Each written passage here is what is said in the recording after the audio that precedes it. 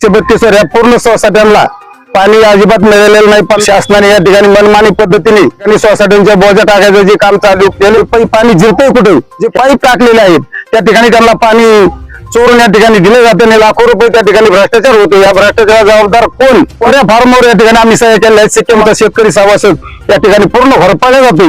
याला जबाबदार कोण? 132 वर हा अन्याय होतोय।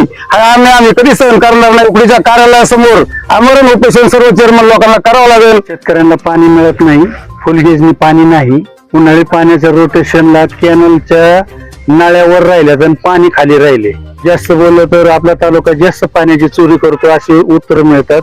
अधिकारी पाणी वापर संस्थेला सहकार्य करावं। पाणी वापर संस्थेवर केलेल्या केसेस यांनी तात्काळ माघार घेण्यात यावे। पाणी कालवा सल्लागार समिती नेमकं कशाचे सल्ले देते? ही 132 वर क्षेत्र किती आणि त्याला पाणी सोडताय तुम्ही किती? त्यातून जर न्याय नाही मिळाला तर आम्ही आमरण उपोषण इरिगेशन खात्याच्या कार्यालयासमोर आता पाणी वापर संस्थेचे सर्व प्रतिनिधी ठरवतील की या भ्रष्टाचारावर आळा बसणार आहे का। आणि भ्रष्टाचार करणारे चोर ते आज झालेत शिरजोर। 45 लाखाचा तो दर रोटेशनला अनाधिकृत जमा करतायत।